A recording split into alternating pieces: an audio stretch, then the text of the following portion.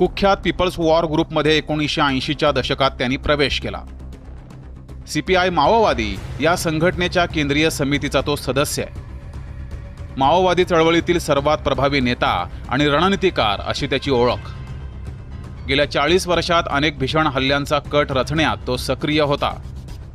2010 मधील दंतेवाडा हल्ल्यात सीआरपीएफचे 76 जवान शहीद झाले। या हल्ल्यामागे देखील भूपतीच होता। महाराष्ट्र छत्तीसगड सीमेवरील अनेक ऑपरेशनचा मास्टरमाइंड भूपती होता। अनेक राज्यांकडून त्याच्या डोक्यावर 1 ते 10 कोटींचं बक्षीस होतं। कुख्यात माओवादी कमांडर किशनजीचा सख्खा भाऊ जो 2011 साली एन्काउंटरमध्ये ठार झाला। अनेक दशकांपासून सुरक्षा यंत्रणा ज्याच्या मागावर होत्या त्यानं नेमका आत्ताच आत्मसमर्पण का केलं यामागेही काही विशिष्ट कारणे आहेत। या कारणांमुळे भूपती शरण आला। 31 मार्च 2026च्या आधी माओवाद समूळ नष्ट करू अशी केंद्रीय गृहमंत्री अमित शहा यांनी घोषणा केली। ही केवळ घोषणा नव्हे तर पोलीस दलांसमोर ठेवलेलं ठोस टार्गेट होतं।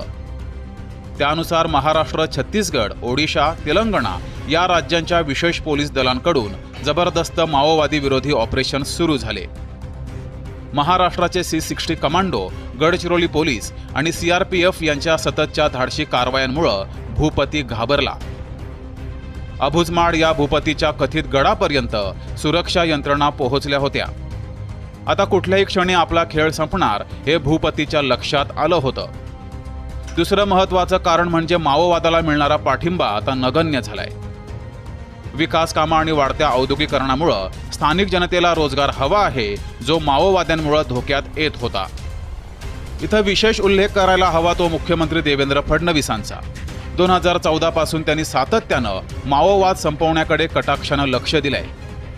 गडचिरोली पोलिसांना आवश्यक सर्व शस्त्रास्त्र आणि सोयीसुविधा पुरवणं असो, त्यांच्या कारवायांसाठी निधी मंजूर करणं असो किंवा जिंदल सारख्या जागतिक कीर्तीच्या उद्योग समूहाला गडचिरोली जिल्ह्यामध्ये हजारो कोटींची गुंतवणूक करण्यासाठी पूरक वातावरण निर्माण करणं असो, समृद्धी महामार्ग गडचिरोलीपर्यंत विस्तारित करण्याची घोषणा असो, फडणवीसांनी सर्वतोपरी प्रयत्न करून बहुआयामी रणनीती आखली।